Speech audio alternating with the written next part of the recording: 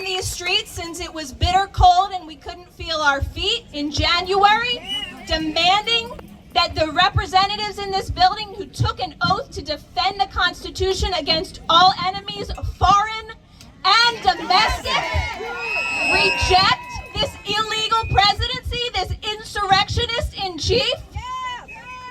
So we've been out here since January, had the Veterans March in March, and we were just tired, both of us, tired of seeing protests without a point.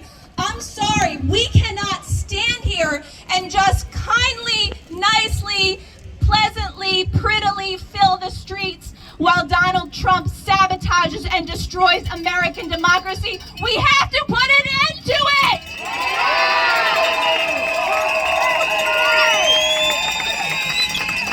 So a few months ago, I formed the Removal Coalition to bring together these wonderful organizations like FLAIR, like Citizens Impeachment, like 5051 DC, Los Angeles, Alabama, like the People's Think Tank who just joined, like Sons of Liberty and our amazing veterans in the progressive space,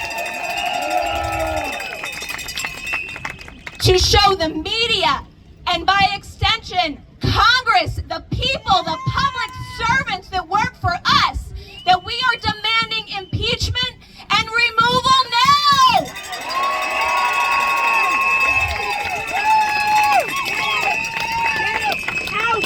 So I told you about that international perspective. I'm just going to share this long, nice note from one of my viewers on Lights On from the show last week when we had Jolly on. He said, I'm a Copt, indigenous Christian from Egypt, who escaped long ago and first found refuge in Europe, where I worked for many years as a journalist in the Arab press. Throughout these years, I always looked up to the United States as the symbol of freedom, democracy, and justice. Eventually, I made my way to what was once the great America, a nation I believed represented the highest ideals of human dignity and liberty. But today, what I see pains me deeply, perhaps even more than it pains many Americans. The America I admired has been disfigured before my eyes. Donald Trump has not only damaged this country's image abroad, but has also corroded its very reality from within. To witness Americans endure this abuse so passively, almost mildly, is heartbreaking. Our democracy, the very foundation of America's greatness, is under grave threat.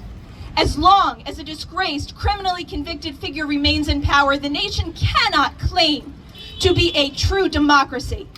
Instead, it resembles a collapsing state. Wake up, folks. This is what we're living through in 2025 in America right now. A collapsing state.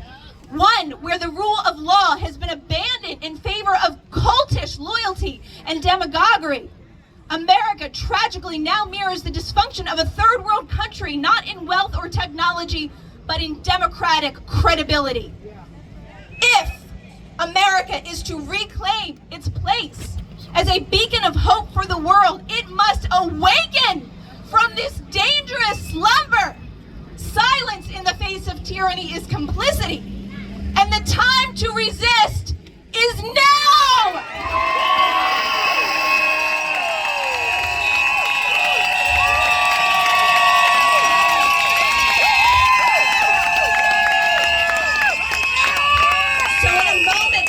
We're going to hear from a man who has become a friend, one who is unique, almost solitary, of the individuals in that building, who is leading in the way we need them to lead right now. We either have a constitution or we don't, as my friend John Boniface says. We either have an impeachment clause or we don't. If we are not using the constitutional remedy for a tyrant in this moment, we are losing our Constitution right before our eyes. I know that there is leadership in that building on the Democratic side that does not want to hear about impeachment. Don't touch the conversation about impeachment till the midterms. Oh, no. We're going to threaten some of our more vulnerable members. I have a wake-up call for them. There is nothing that makes them more vulnerable than standing down in this moment. This country is looking for leadership. This country is looking for action. This country is not waiting for midterms that may not even happen to deal with this authoritarian president.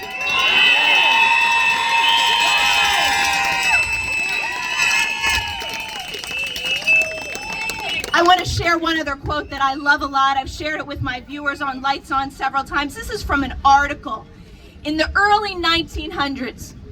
History repeats itself. It's bound to repeat itself if we don't learn our lessons. But today's a lot about women, because we're going to, when we flood those halls peacefully, of course peacefully, and remind them of why Trump needs to be impeached and removed, we're going to remind them of the connection with Jeffrey Epstein, aren't we? This man who has been preying on women just like he is preying on this country, children, underage, minors, for his own temporary pleasure, just like he is preying on this country for his temporary enrichment, because God knows when he leaves this world, whenever that is, he's going to have a reckoning unlike anything he's ever had before. It's a very temporary satisfaction this poor, sad, unwell man is living for. But that preying on women is what we are speaking out against today. We're going to have a very brave sexual abuse survivor speak to you at the end of this. And this is a quote about women, because I think that the role of women cannot be underestimated in this moment. And this is most certainly the spirit that I come to you with. 1900 article called The New Woman. Woman must not and will not be disheartened by 1,000 denials or 1,000,000 of broken pledges. With the assurance of faith, she prays. With the certainty of inspiration, she works. And with the patience of genius, she waits. At last she is becoming as fair as the morn, as bright as the sun, and as terrible as an army with banners to those who march under the black flag of oppression and wield the ruthless sword of injustice.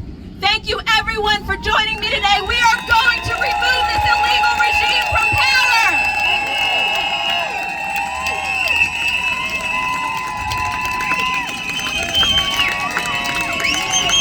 Now please join me in welcoming a man who the last time he was on this stage in early June made a commitment to you that he would force an impeachment vote by the end of the month, and he honored that commitment. How rare is that in this city today? Please join me in welcoming the inimitable Representative Al Green.